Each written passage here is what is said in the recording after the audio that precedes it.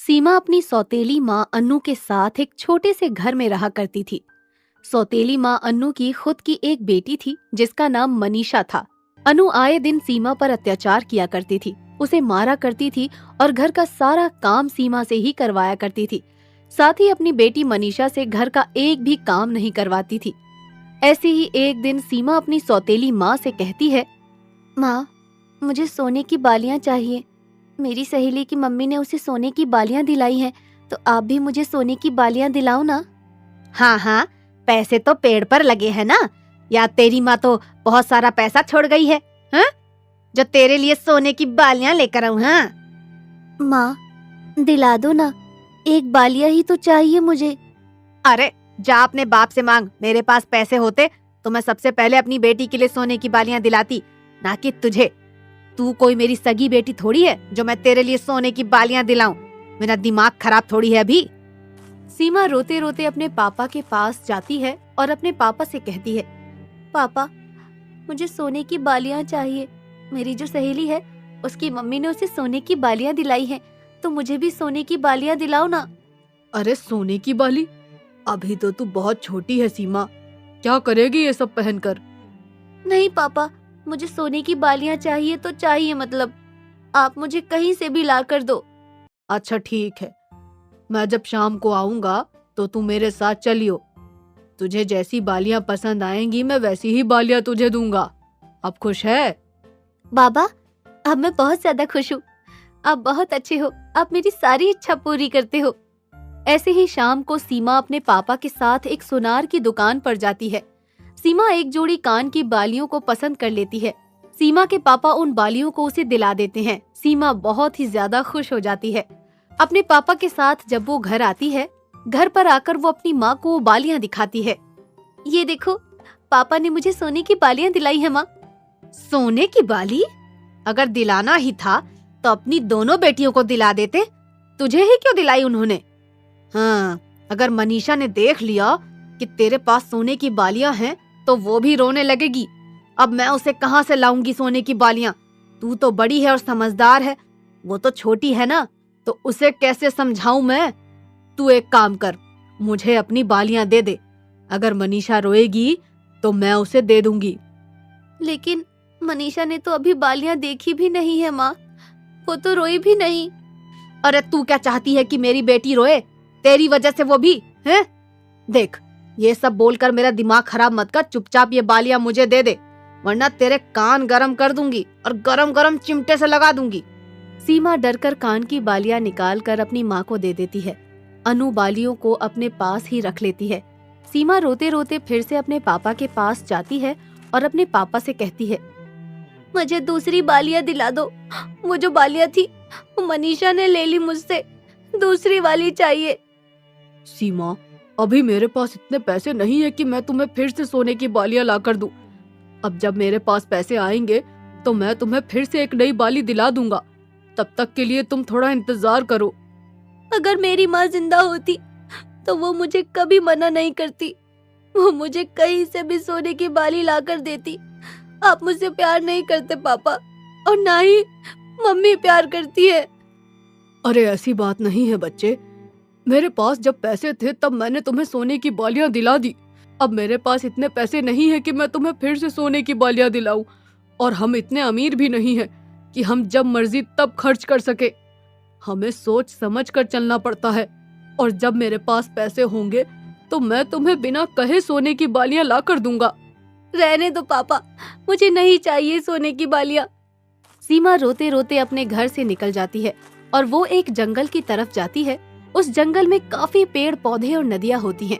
ये सब देखकर सीमा एक पेड़ के पास जाकर बैठ जाती है और रोते रोते कहती है, कोई मुझे प्यार नहीं करता, सब मनीषा से प्यार करते हैं। हे भगवान, मुझे कोई प्यार क्यों नहीं करता? तभी एक पेड़ सीमा से कहता है, क्या हुआ सीमा बेटा, तुम रो क्यों रही हो? तुम पेड़ होकर भी बोल सकते हो? हाँ, क्योंकि मैं एक जादुई पेड़ हूँ और मैं बोल सकता हूँ, तुम्हें भी सुन सकता हूँ। कौन से जादुई पेड़ हो तुम? मैं जादुई सोने के गहने का पेड़ हूँ। मेरे पेड़ पर बहुत सारे गहने हैं और मैं चाहूँ तो तुम्हें दे सकता हूँ। क्या क्या कह रहे हो? तुम्हारे पेड़ पर तो कोई गहना नहीं है, मुझे तो नहीं दिख रहा। मेरे पेड़ पर जो गहने हैं वो तुम्हें तभी दिखेंगे जब मैं खुद तुम्हें वो गहना देना चाहूंगा, वरना कोई भी इस गहने को नहीं देख सकता। ऐसा भी है क्या? लेकिन मुझे गहने नहीं चाहिए, मुझे तो सिर्फ सोने की बालियां चाहिए। तुम कितनी मासूम बच्ची हो। वैसे तुम चिंता मत करो, मैं तुम्हें बालियों के साथ साथ और भी बहुत सारे गहने दूंगा, और तुम्हें भविष्य में जब भी जरूरत हो तो तुम मेरे पास आना, मैं तुम्हें वो सब दूंगा जो तुम चाहती हो। क्या सच में ऐसा है? हाँ सच में, लेकिन तुम्हें मुझसे एक वादा करना होगा। वादा? कैसा वादा? वादा ये करोगी कि मैं तुम्हें बहुत सारे सोने के गहने दूंगा और तुम ये बात कभी किसी को नहीं बताओगी, चाहे वो तुम्हारी सौतेली माँ हो या फिर तुम्हारे पापा, तुम ये सब किसी को नहीं बताओगी। मैं वादा करती हूँ कि मैं तुम्हारे और मेरे बीच की बात किसी को नहीं बताऊंगी, फिर वो चाहे मेरी माँ हो या मेरे पापा। ठीक है। वो जादुई पेड़ सीमा को अपनी जादुई शक्ति से कुछ सोने की बालियां और कुछ गहने दे देता है। ये सब लेने के बाद सीमा अपने घर आ रही होती है। सीमा के कानों में सोने की बालियां देखकर उसकी माँ अजीब सा मुंह बनाकर उससे कहती है, अरे ये सोने की बालियां कहाँ से लेकर आई है तू? ये सोने की बालियां मैं कहीं से भी लेकर आई हूँ, आपको इससे क्या लेना देना? आपने थोड़ी ना दिलाई है मुझे। अब तू मुझसे जुबान भी लड़ाएगी? हाँ? नहीं माँ, मैं आपसे जुबान नहीं लड़ा रही, बस मैं आपको कभी नहीं बताऊंगी कि मैं ये बालियां कहाँ से लेकर आई हूँ, और आपको इससे क्या लेना देना कि ये बालियां मुझे किसने दिलाई। अनु को सीमा की ये बात सुनकर बहुत गुस्सा आता है और वो एक डंडे से सीमा की पिटाई करना शुरू कर देती है। तभी वहाँ पर अचानक से सीमा के पापा आ जाते हैं और वो अनु को खींचकर एक तमाचा लगाते हैं और उसे हमेशा हमेशा के लिए घर से बाहर निकाल देते हैं, जिसके बाद सीमा अपने पापा के साथ हंसी खुशी रहने लगती है। ये कहानी है अवधपुर के गांव में एक अर्जुन नाम के आदमी की। अर्जुन बहुत ही दयालु किस्म का व्यक्ति था। अर्जुन को पेड़ पौधों से बहुत ही ज्यादा प्यार था। वो पेड़ पौधों की बहुत देखभाल किया करता था। अर्जुन के घर के पास एक बागीचा था। उस बागीचे में सिर्फ 3 ही पेड़ थे। उन तीनों पेड़ों की देख रेख अर्जुन ही किया करता था। असल में बागीचे और बागीचे के पेड़ किसी और के थे। उसके बावजूद भी अर्जुन उन तीनों पेड़ों की देखभाल और बागीचे की देखभाल खुद से किया करता था। ऐसे ही एक दिन बागीचे का मालिक वहां आता है और वो अर्जुन को उन पेड़ों की देख रेख करते हुए देख लेता है और कहता है, अरे भाई साहब, आप ये क्या कर रहे हैं? ये मेरा बागीचा है और आप इस बागीचे की देख रेख क्यों कर रहे हैं? आपने किसी से पूछा है? माफ करना भाई साहब, लेकिन मुझे पेड़ पौधों की देखरेख करना बहुत अच्छा लगता है और ये पेड़ पौधे बहुत ज्यादा बेजान हो रहे थे, इसीलिए मैं इन्हें समय से पानी वगैरह दे रहा था ताकि ये स्वस्थ रहें। और जरूरी नहीं है कि ये पेड़ पौधे या फिर ये बागीचा मेरा होता तो ही मैं इनकी देखरेख करता। अगर ये आपका बागीचा भी है तो कोई बात नहीं, ये आपका ही रहेगा। ठीक है, जितनी देखरेख करनी थी आपने कर ली। अब मैं इन तीनों पेड़ों को कटवाना चाहता हूँ। इस बागीचे में एक आलीशान बंगला बनवाना चाहता हूँ। अरे भाई साहब, आप ये क्या कह रहे हैं? आप इस बागीचे को नष्ट करना चाहते हैं? साथ ही इस बागीचे में जो 3 पेड़ हैं उन्हें भी आप काटना चाहते हैं? जरा आप एक बार इस बागीचे की तरफ ध्यान से देखिए। इसकी खूबसूरती को देखकर आपका दिल नहीं करेगा कि आप इसे नष्ट करें। तुम होते कौन हो मुझे ये चीजें समझाने वाले? ये मेरा बागीचा है और मैं इसे चाहे काटूं या फिर कुछ भी करूं, ये मेरी मर्जी है। तो मुझे मत सिखाओ, समझे? अरे भाई साहब, चाहे आपको बुरा लगे या कुछ भी, मगर मैं इस बागीचे को नष्ट करने नहीं दूंगा आपको। अब आपको जो बन पड़े वो आप कर लीजिए। तेरी दिक्कत क्या है? ये मेरे पेड़ है, मेरा बागीचा है, मैं इन्हें कुछ भी करूं। तू होता कौन है बीच में बोलने वाला? मैं जो भी हूँ, लेकिन आपको ये सब करने नहीं दूंगा। ये 3 पेड़ नष्ट करने के लिए नहीं बने हैं, इन्हें भी सांस लेने का हक है। उस बागीचे के मालिक को गुस्सा आ जाता है और अगले दिन उस बागीचे का मालिक अपने कुछ आदमियों को लेकर पेड़ काटने के लिए आता है। तभी वहाँ पर अर्जुन आ जाता है और अर्जुन गुस्से से उन लोगों से कहता है, ये सब क्या है? आप लोग क्यों पर्यावरण को नष्ट करना चाह रहे हैं? तो फिर आ गया बागीचे में, हाँ? आऊंगा मैं बीच में। तुम्हें कितनी बार बोला है कि मेरे होते हुए मैं आपको ये सब करने नहीं दूंगा।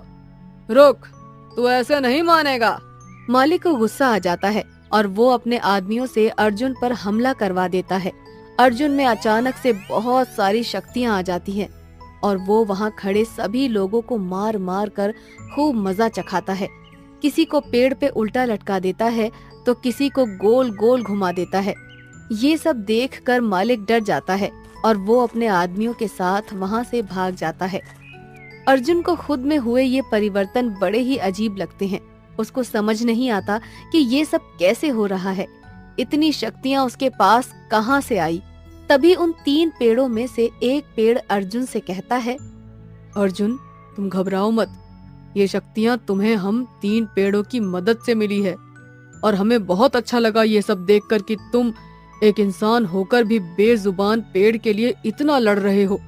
और मैं तुम्हें बताना चाहता हूँ कि हम कोई आम पेड़ नहीं है, हम तीनों एक जादुई पेड़ हैं।